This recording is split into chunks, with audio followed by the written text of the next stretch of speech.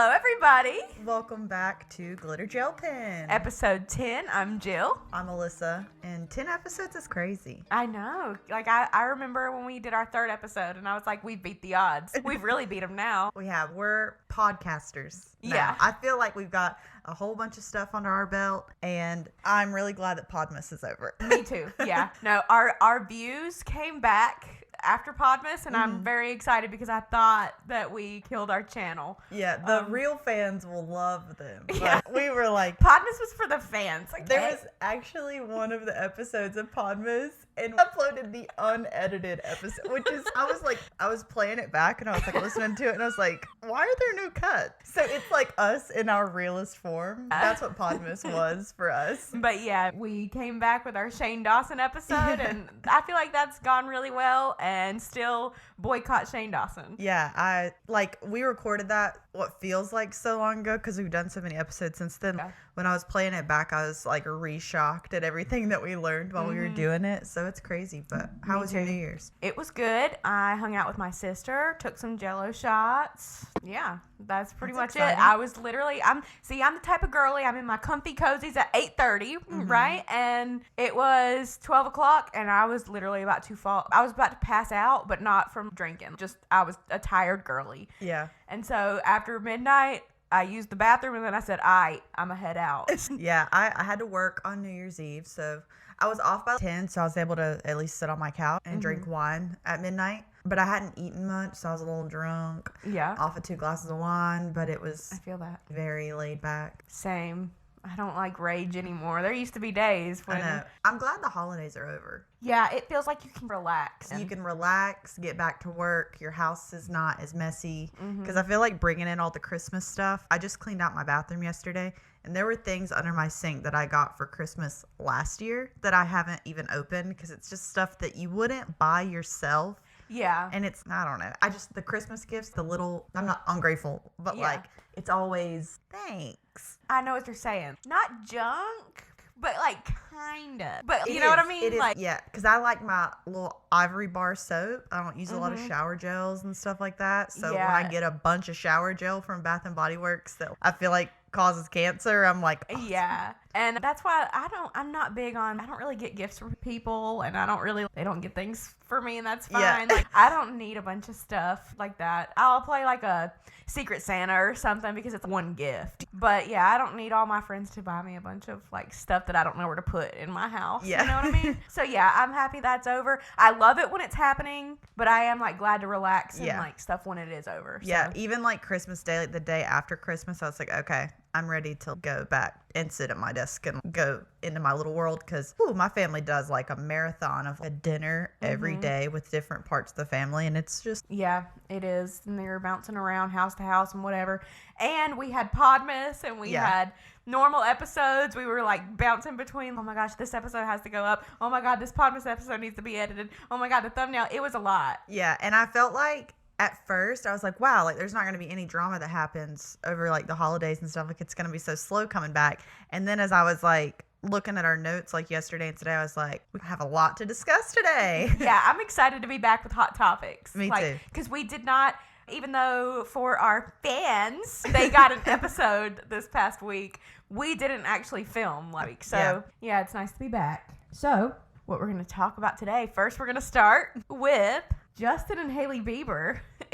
There's rumors that they're like separated. Okay. And I thought that this was crazy. So it's a wild ride. Okay. We're going to start off by talking about that around the same time Selena Gomez got engaged to Benny Blanco. Oh, That Justin Bieber posted a picture with Hailey on his Instagram. I think this was like the night of or like the day after Selena got engaged. It was a picture of him and Hailey, but people thought it was weird the song that he put on the Instagram picture. What song was it?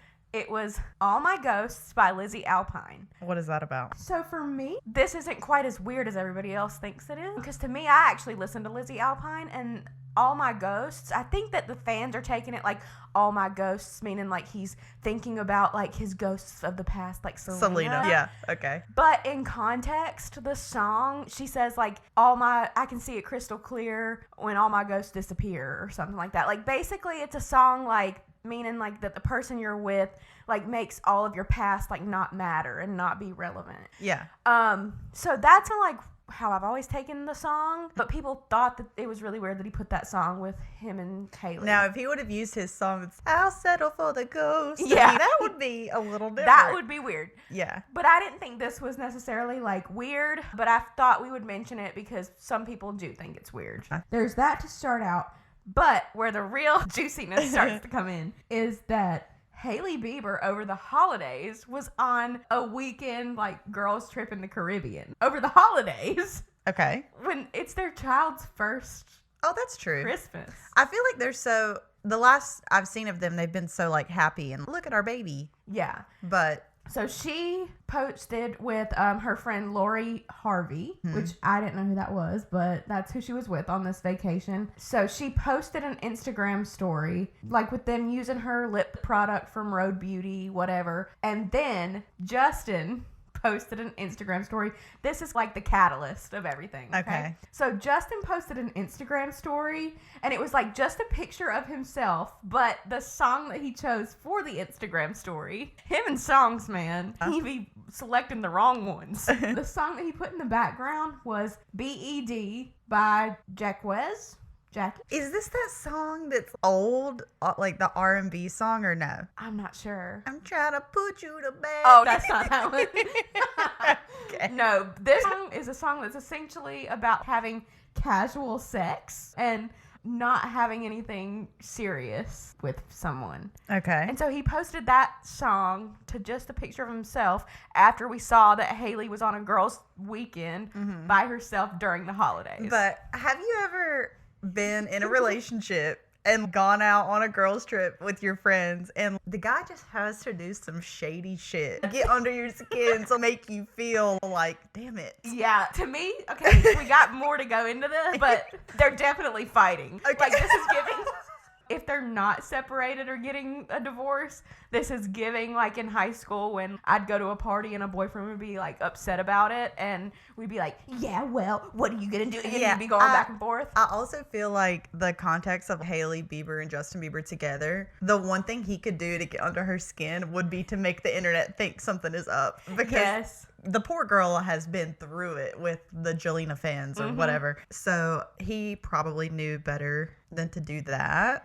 Yeah. Well, there's more. Okay. So, like I said, that was the catalyst, Justin posting that picture. 20 minutes after he posted that picture on Instagram, Hailey posted a song by SZA and Kendrick Lamar, specifically the part where the lyrics say, but if it's fuck me, then fuck you. And she posted a screenshot of those lyrics. Does she have a road product that's about to come out? They might be trying to hype up some news. Possibly. Because I could see them like leaning into the internet, like being psycho about them to like get her sales up. Yeah, that is possible. Okay. Is there more? But yeah, so no. I just saw the text. Okay. So then Justin, after she posted this, posted co-parenting is failing, like the F, on his Instagram story. It was a reposted reel of like kids or whatever, and that was the caption of it, but he reposted this specifically. This weird thing about co-parenting? Yeah, co-parenting is failing, ...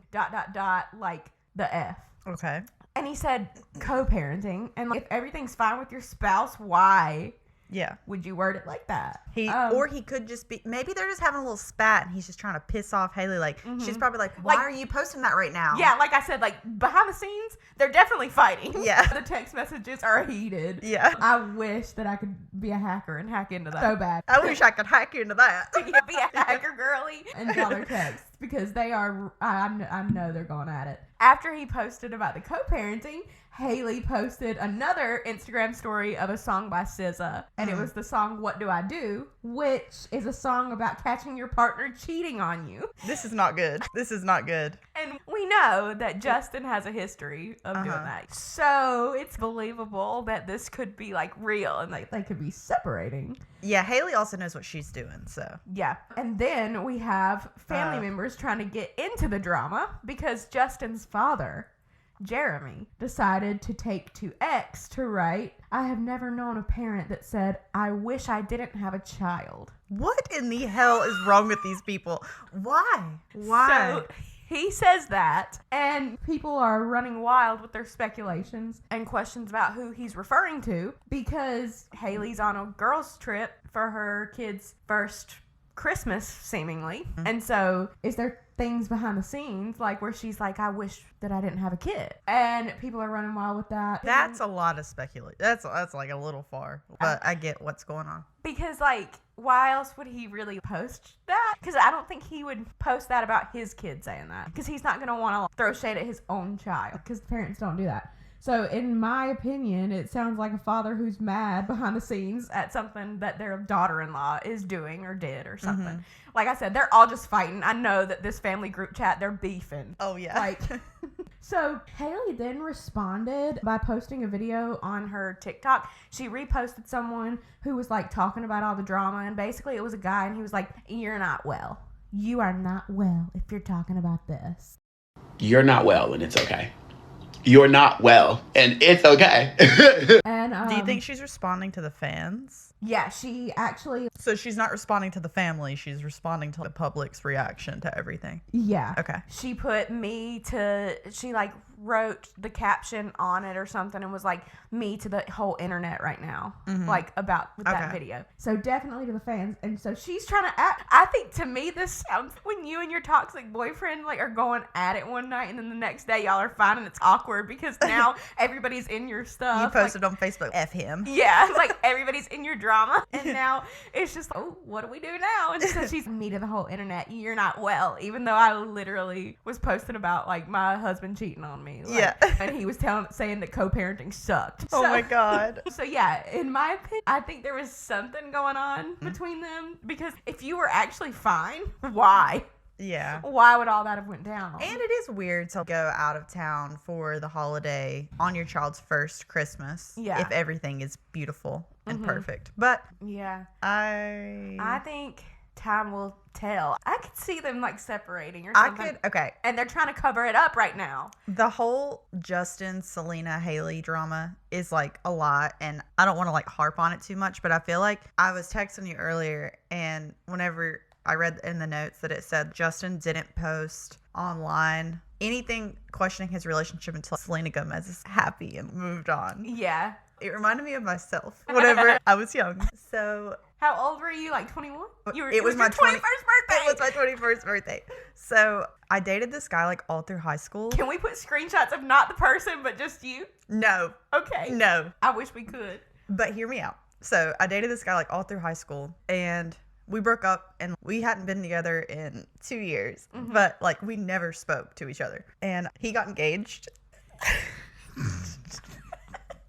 This is psycho behavior, okay? I have came clean to him about this, so that's why I don't mind telling this story. Like, yeah. I don't care. He got engaged, like, 3 days before my 21st birthday, and that hurt me. We were both moved on and not even, like, interested in each other, but it bothered me. I was like, oh, no. He will not just go on about his life. And so what did you do? I got engaged. I had our friend talk my boyfriend at the time into proposing to me. This is so psychotic, but... With a ring that you bought, right? Well, it was rough.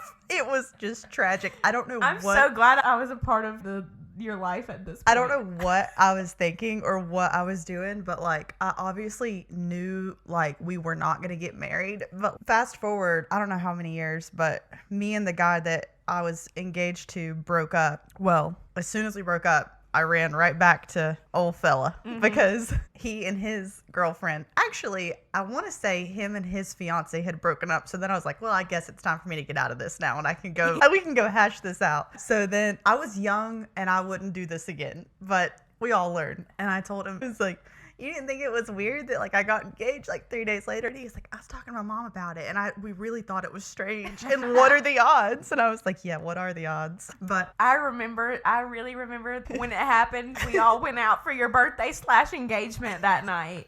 And we were all like, woo, this is Like, but it was like Alyssa was engaged. Yeah, it So was a time to be alive. It was a solo party. So yeah, I definitely think something's going on. And then also needs to be noted that Hailey was not with her family seemingly for the first Christmas. And then when she rung in the new year, she posted on Instagram multiple pictures, and none of the pictures had Justin or her baby in them. Which, like, the baby is fine, because, like, babies when they're young like that, they go to sleep. vibe.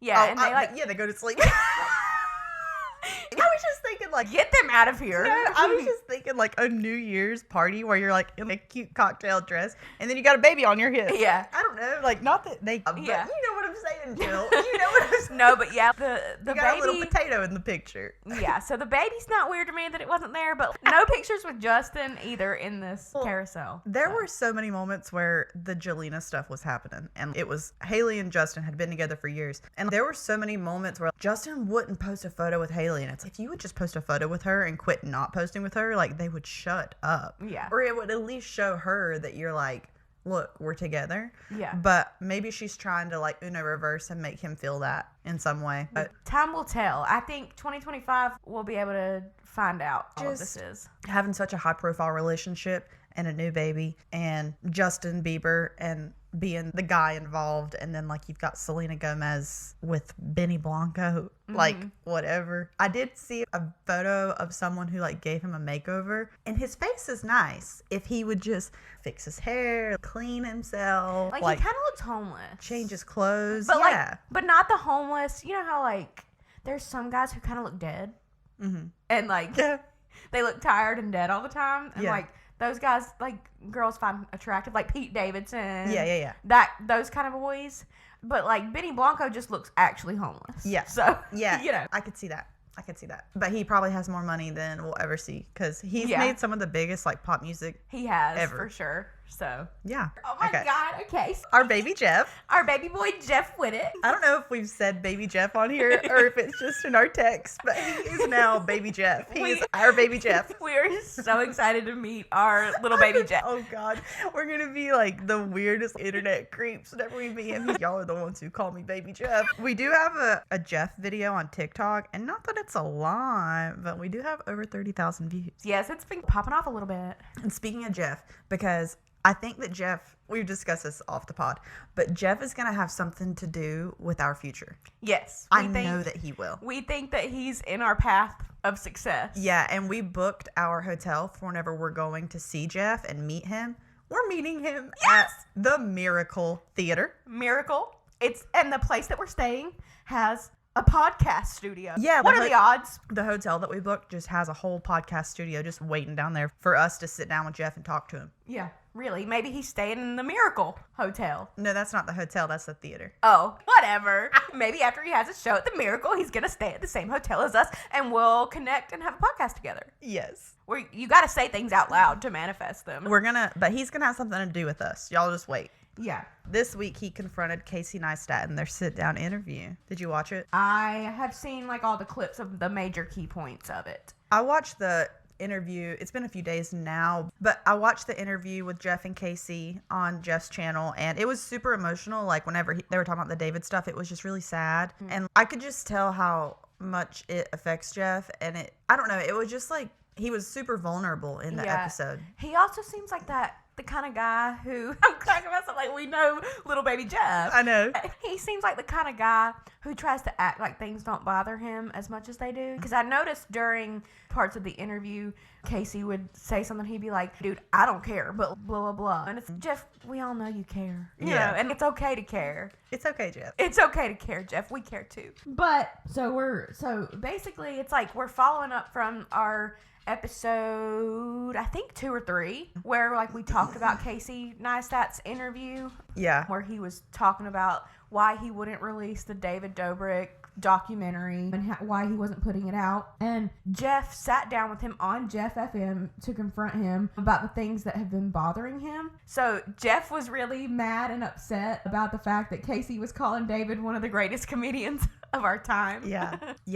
He's so real for doing that though, because there were moments during the interview where like Casey was like, I didn't say that, Jeff. I didn't say that. And Jeff was like, yes, you did. He's so like honest and like good at like addressing things head on.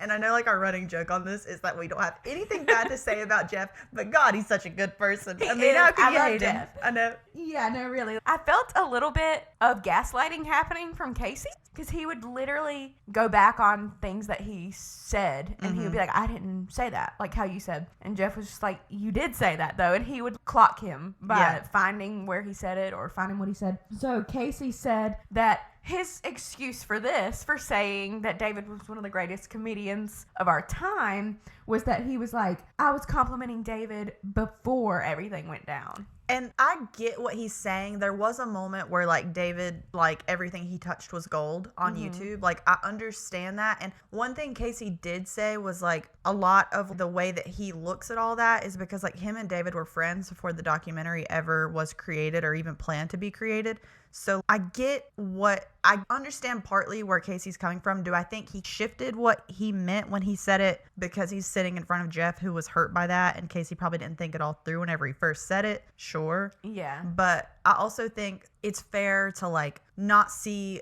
one of David's like victims in front of you and you look at the situation differently, whereas like you're sitting across the table from Jeff and it's David sucks. I understand like why your perception would change on that scenario though. Yeah. There was also a point too that I noticed that they were talking, and Jeff said something about the victims. This is like what I'm talking about, where he seemed like, I don't care. Like, he was like, have you talked to the victims of Dirty Dom and like all that? And he's like, no. And he's like, because dude, like, I don't care, but like they probably care, talking about the victims. And it's like, oh, little baby Jeff, like, you don't have to act so hard and macho. We know you care. Yeah. But it was still a nice gesture, because he was just implying that the victims' stories were more important than like, which like I respect him for that. And I think one thing that Casey said in that interview that I didn't know was that Casey said that, and maybe he said it in the documentary, I don't remember, but he said that David was saying that whenever if you haven't watched that interview, this is something that I learned from even just listening to Casey and Jeff talk about it. So in the middle of Casey filming this documentary about how they became like the biggest like YouTube group of people, and it was about David for the most part, but in the middle of that, there was an article that came out where they had a victim of Dirty Dom come forward and accuse Dirty Dom of SA and all this stuff. And then David filmed it and used it for clout, basically. But David said that article came out because that girl was looking for clout, even though she came forward anonymously and does not want her name in the press at all, which I thought was really crappy, because I think we've said it on here before. If something bad happens to you and you want to talk about it and use it on your platform, that is your right to do so. Yeah. Like, I don't care how people will be like, they're only coming out right now because they want clout from me. It's their story. They can, if they want to use it for clout, they can do that. Yeah, like, just like you would use a crazy video of your friend getting his face smashed in to make the most, like, epic edit. Like, it's the same. Yeah, it's not the same thing, but it's like... Arguably, what David would do is worse, because he's just exploiting people for the sake of making money, whereas these people are sharing their story, and they just happen to gain a following or money or whatever it is from that when it's their story to tell. But yeah, so Jeff also wanted to know if David has anything on Casey. He was like, does he have something on you? Does he have like naked pictures? Like, what's he have on you? Yeah, like, why wouldn't you release it? Yeah, like, what's he have on you to keep walking around like praising him and stuff in interviews? And Casey said that no, he doesn't have anything on him. Casey also was trying to backtrack in the interview, saying that he isn't protecting David, but then Jeff called him out over his last interview that he did, which we covered, where he mentions that part of his reasoning for not putting out the documentary was because he still, for whatever reason, wanted to protect David. I don't know why I don't put it out there. I think it's because maybe some part of me, as much as I'm ashamed to admit it, is because I still like very deeply love and care for David, and maybe it's about protecting him. And again, that's where the gaslighting was coming in from Casey because he literally said that in the last interview. And so Jeff was clocking him on that. Whenever he said that, so Casey went into an explanation about it in it too. And this is one thing that he said that I was like, okay, I can see what you're saying whenever you say you're protecting David. Because when that article hadn't came out, whenever they started making this documentary, it was like, it wasn't about all the negative things. It was about all the positive things. And Casey was David's friend in the beginning. And then, so David agreed to make the documentary and to let him into his life and see the back end of everything. And then it took this negative turn because they had this really bad, like, public thing come out. But then Casey was like, I'm still going to make it but at that point, it's like he switched from being like his friend making something about him to like being a journalist all of a sudden. And like Casey said that he didn't know if it was fair for him to release it because David gave him the initial permission whenever they were friends, and they were no longer friends because David cut him off because Casey was gonna talk about the truth. But still, I understand a little bit of that. If you let me come into your house and make a vlog of how you and your family live, and then a bad news cycle came out about you that made you look really bad, and I was like, look, Jill, I'm going to put this out one way or the other. Do you want to speak on camera for me? Yeah. Like, I understand. It probably was a little bit awkward to have to do and navigate. Yeah. And the legality, depending on if there were things signed, like when they were friends, or versus if it was finished, then we don't know really what has happened with that. But, I mean, he did show it. I guess my whole thing is like that I think, like how we've said before, I don't know if we said it in our episode, but we have discussed it either on TikTok, like in the comments or something, or just with each other. I feel like more Casey's reasoning for not putting this out is because people didn't offer him enough money. Yeah. Like he put a lot of money and energy into it. And he also said that the end of the documentary shows Jeff and David friends. And that's how the story wrapped up. And that isn't even the truth anymore. But Casey's like, I don't even know if I want to open it back up to refix the ending, which I understand. He spent years on it and it changed, and Jeff probably wouldn't even want that to be the ending that's out. He might want the truth about what David said and how David even made himself look bad to come out. But it makes sense that the ending has changed, so it really would need to be updated before it got released. But like Netflix and like these big companies are dumb for not paying for this because everyone would watch it and talk about it. I think they forget like how big he was. Yeah. For sure. I do think it's funny Because Casey did now, in the interview with Jeff, state that the reason, he confirmed what we were saying, he said that the reason that he's not putting it out is because it didn't get distribution and stuff. And I just think it's funny that he tried to disguise that behind like, I'm trying to protect David. Yeah. Like, I'm not putting this out because I want to protect he my like friend disguised David. it as, but it was about and money. it's like, it's about money. Yeah. But this is a PSA to Netflix. Hear me out. Don't do another Lindsay Lohan or Chad Michael Murray movie by Netflix. How about you just put the Casey Neistat documentary on Netflix and give him a check and let us watch that? Because that's what we really want to see. Yes. And I promise to stay subscribed to any network that will pay for this documentary to come out for the next 10 years. I'll put it in writing that I will subscribe to the company for the next 10 years and pay my monthly fees. Just let me see it, please. Yeah. they were talking about like how why wouldn't Casey at this point just put it on YouTube? and Casey said that he Felt like it would essentially like, this isn't like a quote from him, this is just what I gathered. It would take like the maturity out of it. Like it would, Which I get. He said he didn't want to be like, he didn't want it to be perceived as like a gossip podcast or something like coming out about it, which I understand because he doesn't want to be us. Yes, it's like an art. His movies are an art to him, so I understand that. Whereas we like to sit here and yap. So. Yeah. there's a big difference between his filmmaking and us sitting here on this couch.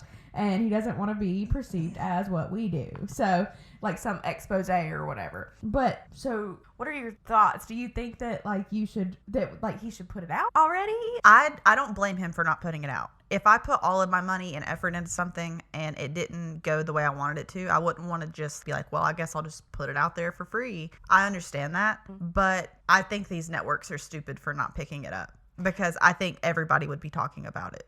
I feel like maybe he needs some compromise, and I don't know what monetary value he's looking for, but like at this point it's either like you're going to get nothing and it's just going to sit like somewhere where people aren't going to ever see it. Or you can be like, listen, I'll take this much instead. Like, I feel like we don't know what he's asking for it. Yeah. And he said that the reasons that it didn't end up getting put out were so like minuscule and stupid. And they were things, it wasn't even just monetary value, but it was like little technicalities about politics and things like that. Like, it was so dumb, which, you know, but I feel like when we first discussed this, like back whenever we first started the podcast, I understand why he wouldn't want to put it out, because he would be the one exposing this whole story. And do you want to be the one who, you don't have to, he's not being the good guy or the bad guy by doing it, but you are involving yourself, and he's already involved because he's already made it. But I just understand the whole him not wanting to get involved. Yeah. I think we said that even back then, and I still understand, because it's not even just talking about Jeff. There are other things that happen that are really bad. And I don't know that it would be something that, if it became a career highlight for him, he didn't want to make a movie about sexual assault. So yeah, I understand. I don't know. I honestly understand like every side of that story except David's. It's really, yeah, for real. It's really like a nuanced conversation and situation, because I can understand too, Jeff's like, why are you still not putting it out though? Like, you don't even talk to David doesn't respond to you, he doesn't care about you. But that's probably because David knows what he said in that, and he knows the power that Casey has over him. I did think it was interesting that Spill Sesh finally came out, and she saw the documentary at South by Southwest, and we were always like, I want to see her notes. We said that because she had watched it, and I was like, God, I wish she would put her notes out from whenever she saw it. So what did she say on her notes? All right. She said, let me see. She said, in the documentary, Jeff says David told him to hop back on the rope one more time. David then was interviewed, and he said he got the shot already. He was only going to use a 3-second clip of them wakeboarding, but Jeff didn't think they got the shot. So Jeff was like, let's do something more exciting, and he said he's always down for that. Jeff said in an interview he doesn't think David hasn't been the same since, and it has to do with how they covered the whole accident up. Jeff said 10 out of 10 people would have sued him. David was asked if he feels responsible, and he said yeah. David in his interview said he doesn't think the Insider was fair. Which was the article that was written about the stuff with Dirty Dom, right? Okay, yeah. Yeah. He said it was written because the place wanted clicks. It wasn't written because the company is going and looking after the victim. He says he doesn't want to respond and feed the fire. He says he's always wanted to be this happy person that people look to for a fun, and now he's stained and he's the villain. He said that's not what he wants. He said he's going to try to do good. So those are her notes. I think that the worst thing David could have done if he wanted to be perceived positively was be quiet this whole time, because all it's done is left complete room for 100% speculation. Whereas if David would have continued making some form of content and trying to speak, or even, okay, maybe he was too much of like, I don't know if coward is the right word, to face Jeff and admit that he did something wrong and he should have stepped up and done more for him. But it's, to me, like, him leaving YouTube and leaving everything was probably the worst thing he could have done if he was worried about being stained. Yeah. Because he was stained and then he disappeared. Yeah, it's like him leaving is saying that everybody is valid in what they've been saying about him. It's like he's just going to run away now because everybody was right. Yeah. Essentially. Spill Sesh also said if the documentary gets distribution, it won't even be relevant anymore because of how you talked about that the ending has David and Jeff as friends. But Jeff said that this could be changed, but Casey was acting like it couldn't be salvaged. All I'm saying, they should put it out as it is, leave it alone, and then let Jeff make the next one. Ooh, like that'd be that. Good. Little baby Jeff. Let us look. That's what we're gonna do with Jeff. I would click so hard. We would click so hard for little baby Jeff. We would click.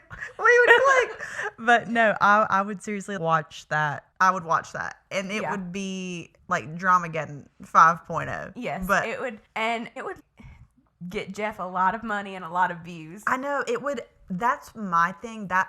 Because of Jeff has really grown so much since all that happened. Him now having the platform that he has, and then that coming out about him and David looking awful would be so good for Jeff. And more people would know who he is, because I feel like a lot of people, like the everyday person doesn't know who he is.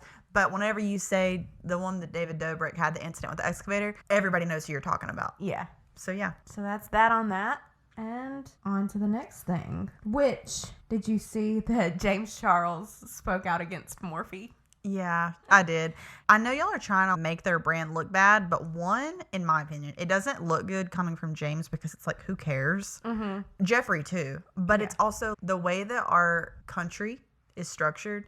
The company filed for bankruptcy. You're never going to get that money. They don't ever have to pay you. So what are you doing? Yeah. I just don't get the objective. And for me, it's almost, I know to us layman, normal folk, not getting your 1.6 million or 2.2 million is insane and crazy. But Jeffrey likes to act like he makes millions every month. Yeah, and so it's like, why are you really pressed over 1.6 million if you're so rich and elite, Jeffrey? I understand them trying to get the negative press out about the brand and like just letting people know like y'all are still using these like palettes and stuff that we sold and made so much money off of, but like the whole company, number one, again, they don't have to pay you back, but how much is the negative press like gonna do? I mean, I guess it's better to try than to not have tried at all, but I don't know. Yeah. So James had made a TikTok stating, he said, "Me watching everyone post about their old James Charles palette. Meanwhile, Morphe still owes me $2.2 million. Poor James. And we had that video. Okay.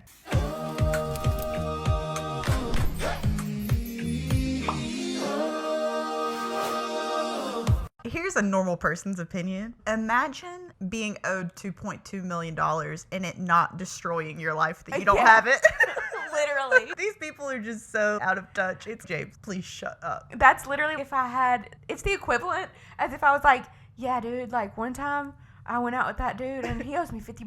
That's just how they're acting. Yeah, it's just some people like struggle to afford groceries. Yeah. It's, you're sitting in your literal like $1 million mansion being like, I'm owed 2.2 million. Jeffrey's sitting on his like 60 acres. He's like, they still owe me 1.6 million. And it's okay, Jeffrey. Like, we know, go ask for scorpions, make up for it. On This TikTok. week on Who's Out of Touch. So James then was responding to the comments on this video, basically just like talking about how it makes him so angry and he'll never get his money back because of the fact they filed bankruptcy. And then he posted a YouTube video reacting to the biggest makeup TikToks of 2024. I saw this. I saw this one. Okay. And in it, he was reacting to a TikTok of a journalist who was reporting in a hurricane and her makeup still looked perfect. Morphe, this sounds like our continuous setting mess. This sounds like you owe me $2.2 million, you stupid. Stop advertising people's comments and pay me. Speaking of Morphe owing me money, while we're talking about the top view videos of the year, this technically is not a makeup application video. However, I did make a video about this exact situation, which is currently sitting at 24.5 million views and 3.6 million likes as of the day we're recording this video, which technically and statistically would absolutely put this in the category of top makeup videos of the year. And I said, not me watching everyone post about their old James Charles palettes. Meanwhile, Morphe still owes me $2.2 million. I don't know what it was. For some reason, everyone started posting about my old palette. I think it was like Halloween time because a lot of people were like pulling this out of the archives to do their Halloween look this year. Glad that everyone still loves it. Glad that that palette did buy me a house and provide a great life for myself and my family. I will forever be grateful for that, but not grateful for the fact that Morphe does in fact still owe me $2.2 million and I'm never going to get a cent of that because they filed for bankruptcy, which is actually fucking mind-blowing. There are so many comments on this post too being like, just sue them, like time to unleash your inner lawsuit. Like, why don't you just email them? Like, they surely have to pay you. If you guys actually knew how bankruptcy laws worked with Chapter 11, it would actually blow your minds. It is the craziest, dumbest concept on planet Earth. Pause. I'm grateful for the fact that this palette bought me a house, but if I could get my extra $2 million that you owe me, like, I quit. I could live in your wine cellar. Yeah. I'd be happy. Okay. My whole family in there. Yeah. Oh my God. But yeah, so I just think this is like just some silly little like goofy drama. Yeah. But I just think it's wild when influencers who claim to be so rich and claim to not be pressed for money are like really pressed about these millions when they say that's what they make in a month. Oh, it's so gross. So gross. My rent's going up on this house, $300 a month. Dang. Yeah. Dang. $300. Crazy. Somebody needs to get landlords. Somebody send this to James Charles and ask him to send me some. Morphe, if you want to partner with us, let us buy a house. You can keep the other $2 million. We don't care. Okay. Oh my God, what if one day, manifestation, if one day we get a brand deal with Morphe and we get to clip that section. It's a whole glitter palette. Yeah. That'd be cool. Okay, anyways. Next topic. We actually had a comment from a lovely little girl named Emma. Okay.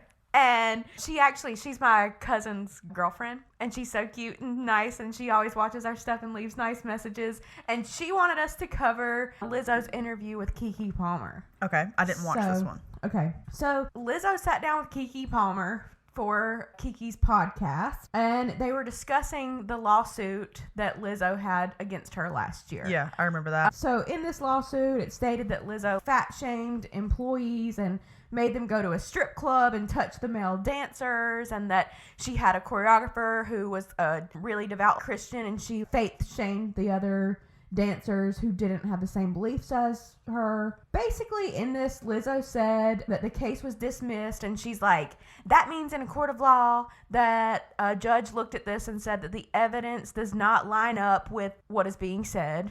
So she claims that, like, none of this ever happened. Lizzo starts crying in the interview. And she's crying because she said she was blindsided and that these people were like family to her. So my thing, okay, with that, I didn't like that portion because to me it feels like you're trying to get sympathy and take off. There's obviously got to be some reason There's that some these truth dancers, in something. Yeah, that these dancers claimed these things. And Keke was asking her hard-hitting questions. She was like, but do you think there had to be a reason that they felt this way?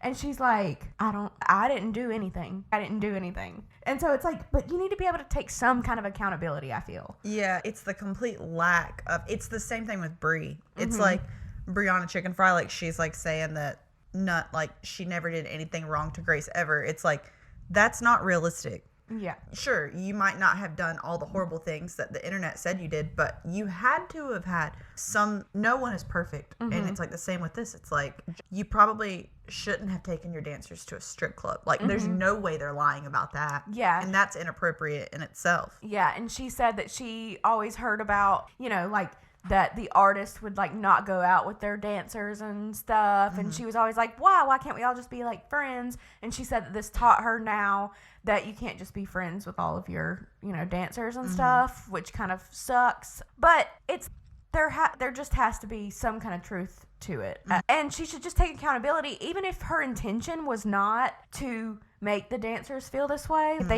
If she said something in passing about someone's weight or that they put on weight and she didn't mean anything by it, she didn't fire the dancer over gaining weight. That was a big point of contention, was that the dancer was saying she was fat shamed and stuff, but she was not fired, which Lizzo talks about. She's like, I gave her a job when she gained weight. Like, I didn't fire her. Like, ooh, thank you. Yeah, but I employed her after she gained weight. So if your intention wasn't to fat shame, it's okay, cool, but you still made comments in passing. Yeah, it's the lack of just, I should not have said that. I didn't mean it that way. It's the denial 100%. That's not the truth. So yeah, I don't trust Lizzo anymore. Yeah. Now that she's lying on Keke Palmer. So yeah, I did really like the Keke Palmer interview though.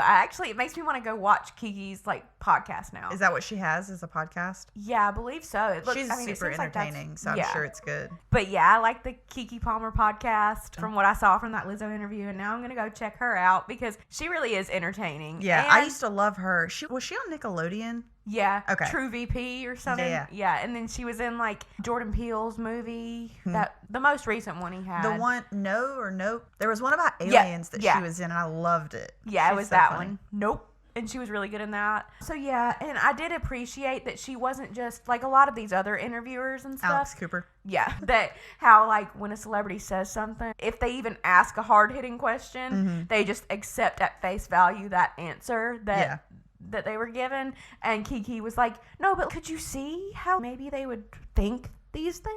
And that brings a normal person's perspective into the conversation. Like, whenever you're like down to earth and realistic about something, that's whenever an interview is interesting, because we don't want to hear a celebrity do their media trained nonsense. Like, that's just not, it's boring. Yeah. So that's that on that. Hope we made you happy, Emma. So over Christmas, I dove into the Beast Games. Did you watch them? I have not. Okay. Well, the Beast Games, it's the most entertaining game show I've ever watched. Is it like Squid Game? Is that what they're playing on? It's the same vibe, but you don't die. You just aren't on the show anymore, which I guess whenever you could have won like millions of dollars, probably feels like you're dying. Yeah. The show is so good and entertaining, and it's like super high energy, and it does have that high energy of a big production YouTube video. But I haven't seen a lot of people talking about this side of the Mr. Beast Games drama. So Rosanna Pansino, I don't know know a lot about her, I want to dive into the history of her and Mr. Beast because it seems like her whole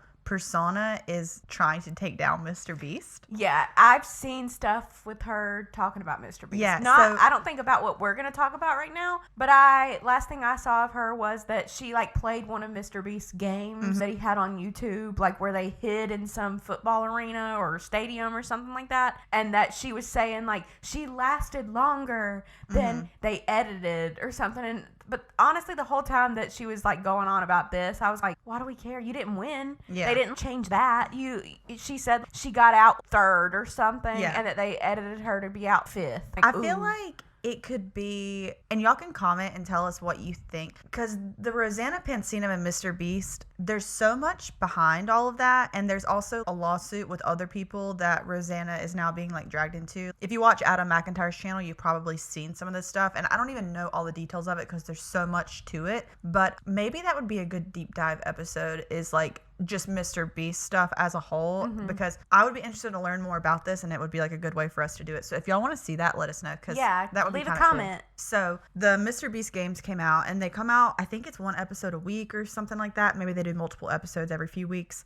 But the same time that the games are released, Rosanna Pansino releases an interview with a woman who had a traumatic brain injury while partaking in Beast games. But Beast Games was produced by Amazon, and before the Amazon show started, Mr. Beast filmed a YouTube video because they had 1,000 contestants on the Amazon show, but he did a YouTube video that was 2,000 people competing for $5 million, because I think it's like the biggest prize pot of any game show ever. So the YouTube video is like 2,000 people compete for $5 million, but it was like the prequel to the Amazon show. But Amazon didn't produce the video, and that's like the most important part of all of it, because it's Mr. Beast and his team that made this. But I don't even know that Amazon knew that they were going to come out with it, but this video has 129 million views. Okay.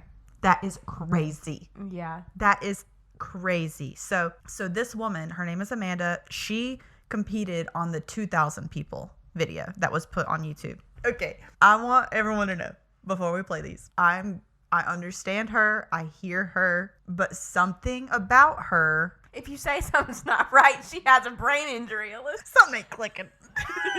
I'm just kidding. What's not clicking? I know. Insert the TikTok. What's not clicking? What's not clicking? You know these people.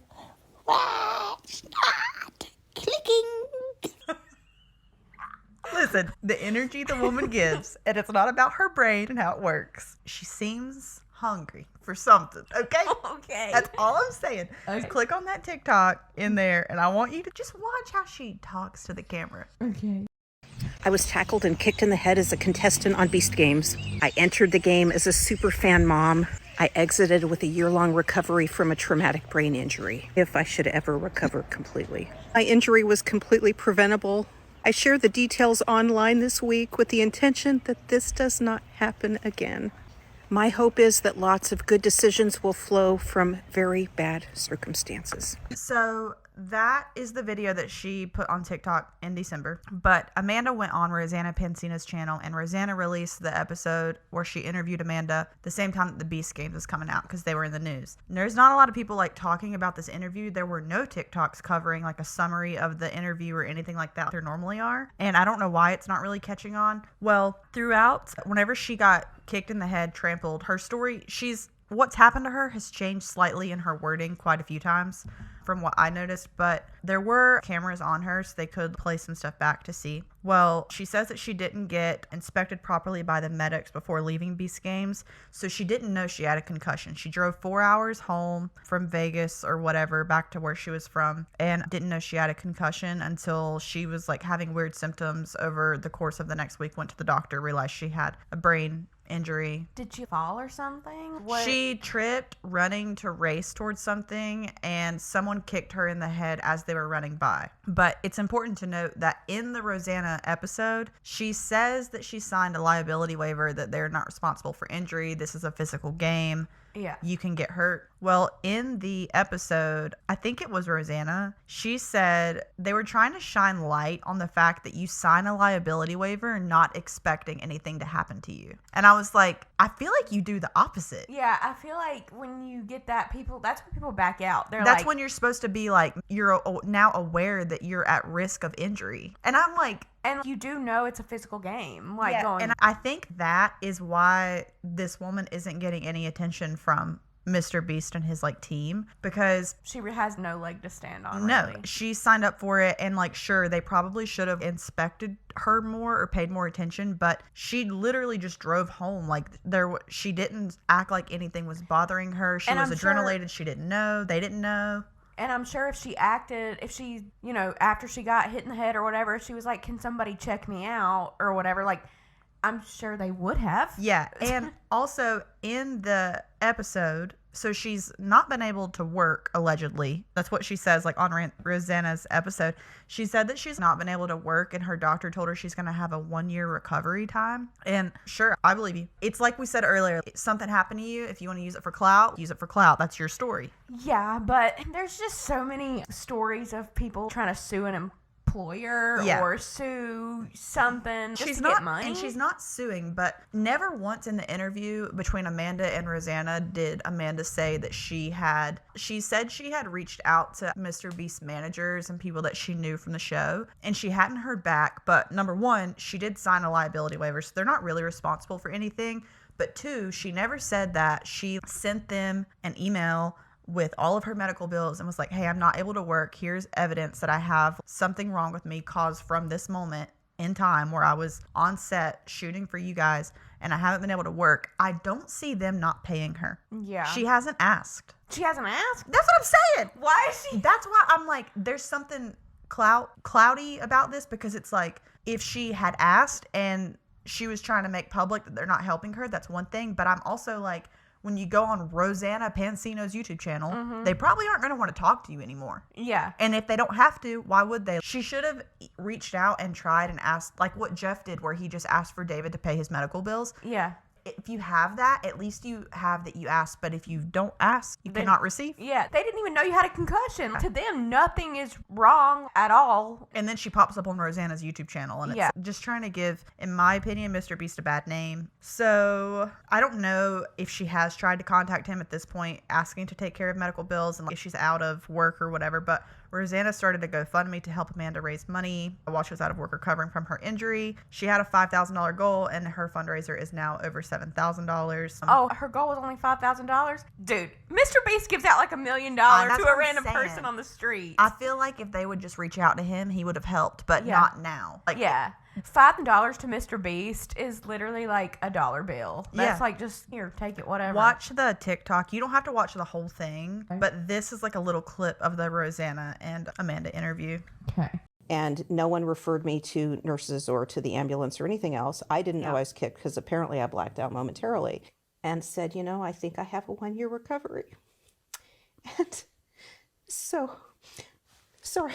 It's not who you are. So it's not who you are. So devastated. Okay. I will not get emotional. Yeah, she's been promoting her business throughout that whole episode. Oh, so she's promoting her business in the episode. Throughout the whole episode. Eat a bear. Okay. All I'm saying, y'all, she can use her story for clout. She has a business, but she can't work? Yeah, she said she's unable to fulfill her duties as a partner. So you want clout? Listen, there's nothing wrong with using your experience as clout. If I went on Mr. Beast Games, had something happen to me, I'd probably be like, yo, y'all guess what happened? I would probably do that too, but it's like the way that she's going about it, though. It's like self-awareness. Yeah, we would literally just make a YouTube video being like, we played Mr. Beast games and this is what happened. Like, it's even like, I got kicked in the head at Mr. Beast.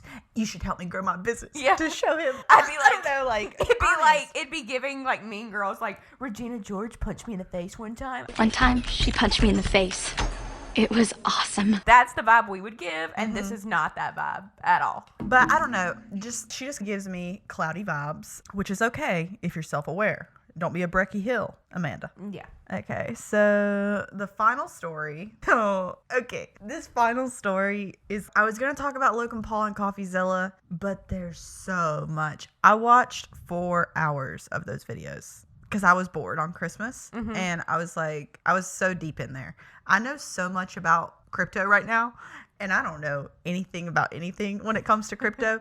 You're like, I know so much, but I know nothing. I don't even know where to begin. I know, but that again is like another episode, another time. But Logan Paul, just in short, in summation on the whole Logan Paul CoffeeZilla situation, piece of shit. Okay. I thought he was. Yeah. Piece of shit. It's bad, Jill. It's so bad. Do we need a longer episode, like where we only have Yes. this topic or, I'm telling or two you, topics and to go over? It's entertaining and it's crazy, but CoffeeZilla did the whole docuseries on it, and now Logan Paul is suing him, but it's bad. And I don't know the laws, but when I was watching it, I was like, how is Logan Paul not in prison right now? We'll have to get into it, but just in summation, it's crazy. But anyway, on to some lighthearted news. Tana Mongeau and Briana Chickenfry. This is the stupidest, headline, but let's just watch it. Okay. The first one is a YouTube short of the BFFs podcast where they talked about Tana for a second, commenting on the Brie and Grace situation. This is so much, but that's it's like what this meta. Is. Yeah, kinda. yeah, it's so great. Okay, well, let's watch it. Okay. Tana Mongeau made TikToks about situations she may be siding with Grace. Who's not siding with Grace? She loves to dip her fingers in any chance she gets, eh?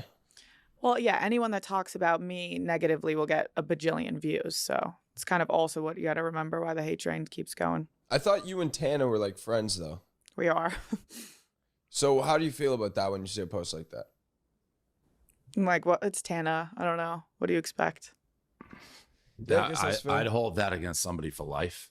Yeah, so I don't know where we're going with this, but like how Bree said, it's Tana. That's the most honest, real thing you could have said. Yeah, she shifts back and forth all the time depending on who's popular and who's not. Yeah, and I don't even think she said anything negative about her. She was just like, Tana comments on the current events. It's Tana. Yeah. So the next video is, I think it's a long one, but the beginning is what I wanted you to see. But this is Tana and Brooke and Paige talking about Brianna's comment. She literally said, it's Tana, but this is her response. I just know, I haven't played it yet. I just know it's going to be dramatic because they're so dramatic. There's an ironic part in this whole thing that I'll tell you afterward. Okay, here we go. You know, listening to Taylor Swift and I hear that fucking song, I didn't have it in myself to go with Grace. And I was like, how funny of a TikTok. I have not seen this. And then I tried to caption it to like, this is just a joke. Like, this is not me involving myself at all. Obviously, like, that didn't go over well. I guess don't post it if you really don't want to be involved. But like, I made a funny, okay? I made a funny and I was excited about my funny that I made. There was a gap in the market. No one had made that joke yet. And I just felt like someone had to make that joke. That's the problem with me and these demons, is it's like, someone has to make the joke. I think you are like the mind of this generation for that. It's really incredible. And then, I don't know, Brianna was on BFFs and just like seemed upset at me for it. Yeah, I get both sides, but I know that if you or me was in a scandal, they're not avoiding it on BFFs. Yeah, they're going straight to BFFs to talk at. about it. That's in my experience anyway. I also just think it's funny. I think it was Dave that brought it up, and he was like, Tana just needs to like use this to gain publicity or whatever, like however he worded it. I was like, Tana does not need you. Oh. Did they say that? Okay. He has recently said that. Okay, I thought they were talking about like that. Not in that episode, but he was like, I just fucking hate these stupid accounts. All they post is drama. These grown ass people just posting about drama. I'm like, grown. I love you, but that's what BFFs is. I think that's where I'm at, because I texted Brianna about it after I saw it, because I was just like, yes, we Keke and like our, you know, colleague, like internet, you know, whatever, but Network. like you're gonna BFFs about anything I'm doing, and if that lobbies me more hate, then so be it. Yeah, I need the context of what Tana's TikTok was. It was literally a video of her with the Taylor Swift song playing. I didn't have it in myself to go with Grace. That was it. Okay, so wouldn't that have implied that she was on Brianna's She was team? shading. I forget what the text said. I need to pull that up. I didn't have it in myself to go with Grace. But she was shading Brie. But Paige said, she was like, Tana doesn't need this for clout. But Tana's whole brand is clout. Who is Tana if not commenting on the current drama events of every day? Sure, she doesn't need that one scenario for clout, but if she were to stop responding to every drama that ever happened, she would start to lose her relevancy. I know it. Yeah.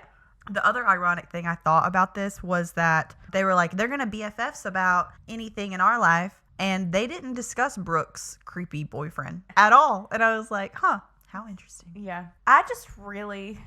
This beef is so stupid. Yeah. Listen, we love little baby Jeff. And we know that he's like friends with Tana. So therefore, we're going to be cordial with Tana, right? Because we love little baby Jeff. But Tana just flip-flops so hard. And she's a clout goblin. And she just gets on my nerves. But I'd like to believe that's why Tana isn't our friend. Because we're not popular. Yeah.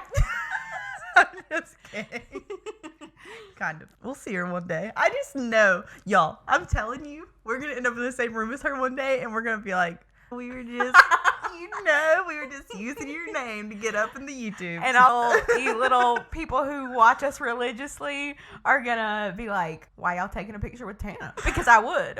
We're laughing about it, and it's so hypothetical, but I'm telling y'all, just wait. It's gonna happen. It'll be our little joke, okay? I think that's it for today. Okay. Ooh, we can end it with that the Jonas Brothers The Jonas Brothers did a Camp Rock song for their New Year's Eve performance. It was the first song they played, too.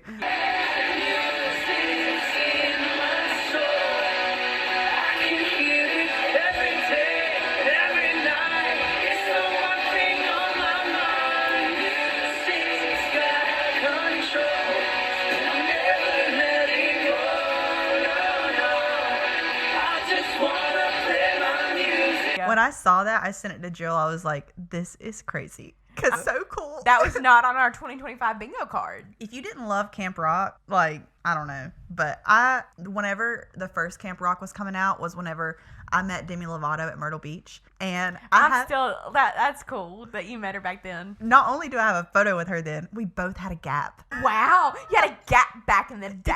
Why? You had a gap back. I got it fixed. You had a gap back in the day. I had a gap. She had a gap. We were gapping it up. Oh my God, we both met Demi Lovato at different times. Did she have a gap when you met her? She did not have a gap when I met her. What was the show? X Factor. X Factor. Yeah, she was blonde when I met her. Okay, yeah, she was in her, like, no shame at all, but she was in her eating disorder era whenever I met her. She was, like, so skinny. Yeah. Should I not say that? No, that's fine. She talks about how she was. Yeah. So we're not saying anything. She wore an electric blue t-shirt with a zebra on it. It was the fashion back then. That's and I was in my Sophie shorts and my white tank top. Oh, did you roll them up 3 times? Oh, yeah. Okay, you were styling, baby. I'm like, with my gap. Do you have the picture still? It's in my scrapbook. I'll have to take a photo of it on my phone, but okay, I'll do it. Yeah, I'm going to get you to send it to me and we're going to insert it. Okay. I don't have a picture with her. I just have... Cue the video of Jill crying. Eliminated me. We'll have to save that. Yeah. So, yeah. But I think that's all that we have for this week. Yeah. That was a fun episode. I had fun. I'm glad to be back. It was a neat. I know. Yeah. I was like really excited because whenever the Shane episode went up, we were both like, oh, this one's going to be it. We got a feeling. But we're just like excited to be like on a normal upload schedule and get to just keep it going because, this is going to be the first episode that has our graphics in it. And we have intro and outro music. Yeah. Shout out to T-Hove on Spotify for letting us use it. So this will be like our first like beefed up episode. Yeah, I'm excited. So much is gonna happen for the podcast in 2025. We're excited to be here. Yeah. Make sure, please, to subscribe to the channel if you like watching us because a lot of our returning viewers don't add up with our subscriber count. So that means that if you're listening to this, you might not be subscribed and you should. Oh, so I'm gonna put a link to a PayPal account because if y'all have made it this far in the episode, y'all like us. If you want to donate $1, $2, $5, don't do it if you don't have the money. We're not worried about it. But if you want to help us to make better content, all of the money will go 100% back into the podcast. We're working on paying for things to make a good Patreon for everybody. We're re-putting money back into the podcast. So it'll go to give you better quality content and help us keep creating through 2025. Yeah, it will. It's 100% going back in. We're not like ready. We're not trying to make money off of anything. We're like, we want the podcast to generate money so that we can literally make it better and not we've got jobs, so we're no Yeah. James Charles or anything. But we're not pressed 2.2 million. Yeah. We've never had that to start with. So, but him saying I'm so grateful that Palette bought me a house, but if I could get my 2.2 mil. Oof. Oh, all right. Well, we're going to wrap it up, and you'll have our outro music from T-Hove. T-Hove. We're done. TTYL. Bye.